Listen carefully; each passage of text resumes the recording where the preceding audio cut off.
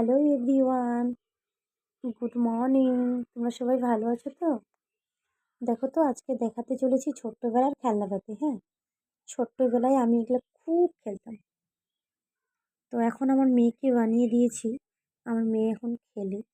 এই যেগুলো হলো থাল, এটা হলো উনান, আর এটা হলো হাঁড়ি, আর এটা পড়ে আছে, এটা হলো খুন্তি। হ্যাঁ, আর আবার একটা ছোট্ট উনান আর একটা হাঁড়ি, একটাতে তরকারি হচ্ছে, একটাতে ভাত হচ্ছে। হ্যাঁ, আর এখানে দুটো গ্লাস, আর এখানে মা আর হচ্ছে বাচ্চা, একটা ছেলে একটা মেয়ে।